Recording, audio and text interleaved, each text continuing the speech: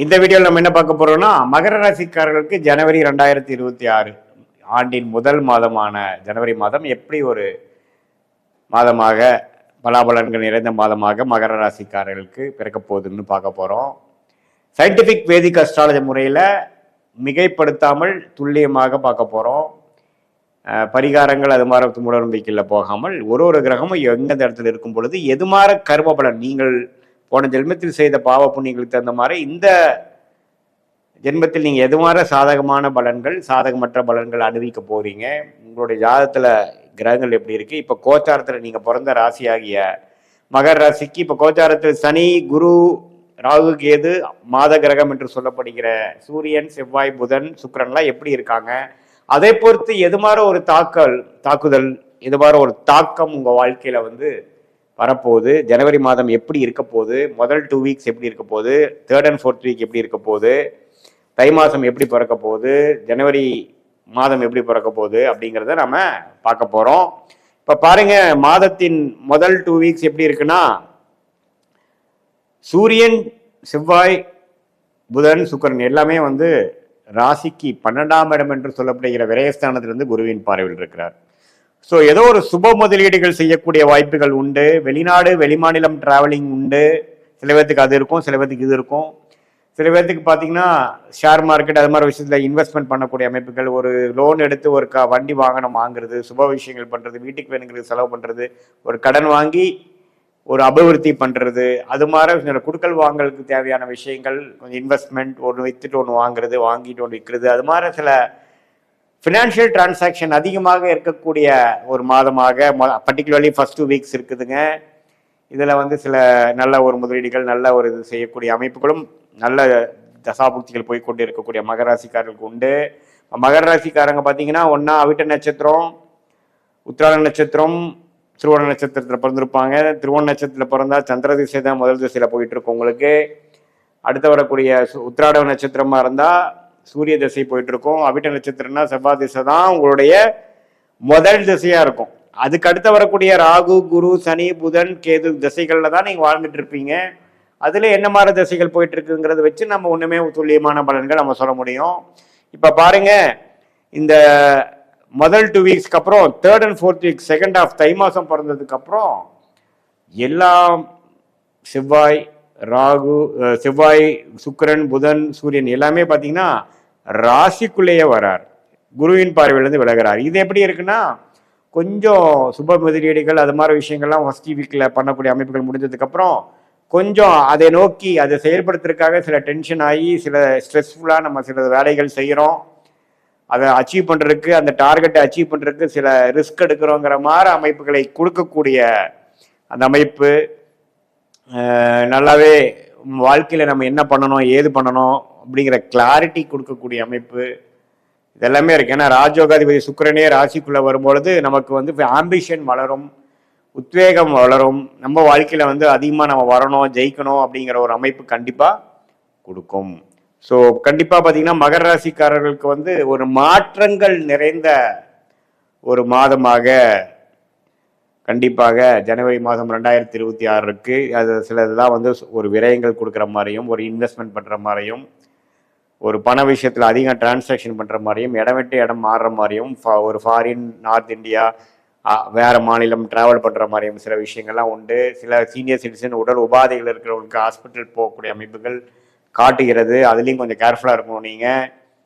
மற்றபடி மாதத்துக்கு 3rd and 4th week பார்த்தீங்கன்னா கொஞ்சம் அந்த விஷயங்களை சில டார்கெட்ஸை நீங்கள் அச்சீவ் பண்ணுறதுக்காக ஓடக்கூடிய அமைப்பு, மென்டல் ஸ்ட்ரெஸ் ஆகக்கூடிய அமைப்புகள், உங்களுக்கு சில உத்வேகத்தோட சில விஷயங்கள் ஸ்டார்ட் பண்ணக்கூடிய அமைப்புகள், குடும்பத்தில் கொஞ்சம் நட்பு பாராட்ட விஷயங்கள் தேவைப்படுது, கருத்து வேறுபாடுகள் இருந்தாலும் கொஞ்சம் பொறுமையாக போகக்கூடிய அமைப்புகள் தேவைப்படுகிறது. ஸோ இது மாதிரி ஒரு மிக்சடான ஒரு மாற்றங்கள் நிறைந்த ஒரு மாதமாக மகர ராசிக்காரர்களுக்கு 2026 ஜனவரி மாதம் இருக்கு.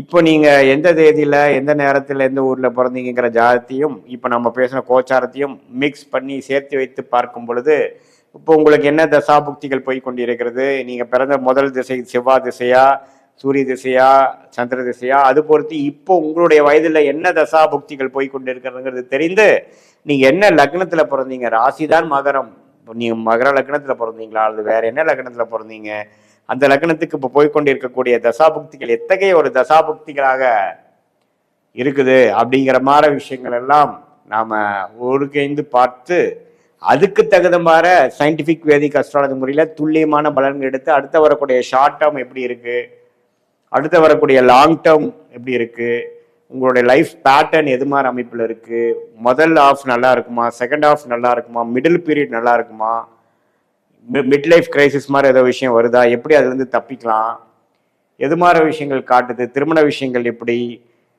குழந்தை பேர் எப்படி, வம்பு வழக்குகள் எப்போ சரியாகும், கடன் எப்போ அடையும், பிஸ்னஸ் எப்போ டெவலப் பண்ணுவோம், வேலையில் மாற்றங்கள் எப்போ, வெளிநாடா உள்நாடா, இது மாதிரி எல்லா நமக்கு வாழ்க்கைக்கு தேவையான எல்லா விஷயங்களும் ஒருங்கிணைத்து நாம் பார்க்கும் பொழுது கோச்சார அடிப்படையிலான சனி, குரு, ராகு, கேது, செவ்வாய், சூரியன், சுக்கிரன், புதன்கிற ஒரு அமைப்புகள் தாக்குதல் பேசிகள் எப்படி இருக்குது, அதே மாதிரி உங்கள் ஜென்ம ஜாதகத்தில் வரக்கூடிய கிரகங்கள் எப்படி இருக்குது, ஸ்தானபலம், திக்பலம் இருக்கா, எந்த கிரகம் எந்த இதை பார்க்குறாங்க, எந்த பாவத்தில் இருக்குது, எந்த மாதிரி வாழ்க்கையில் எந்த ஆதிபத்தியத்தை இப்போ செய்து கொண்டு இருக்கிறது, இப்போ என்ன படலத்தில் உங்கள் வாழ்க்கை போய்கொண்டிருக்கிறது, எதை நோக்கி நீங்கள் போய்கொண்டிருக்கிறீங்க, வாழ்க்கையோட கர்ம பலன் என்ன, கர்மா என்ன சொல்லுது, இது மாதிரி விஷயங்கள் எல்லாம் நம்மளுடைய இந்திய வேத ஜோதிட அடிப்படையான சயின்டிஃபிக் வேதிக் அஸ்ட்ராலஜி முறையில் நம்ம முழுசாக பார்க்கும் பொழுது, துல்லியமாக பார்க்கும் பொழுது, இப்போ நல்ல தசாபுக்திகள் போகும் பொழுது நாம் சொன்ன சாதகமான பலன்கள் கொஞ்சம் அதிகமாகவும்,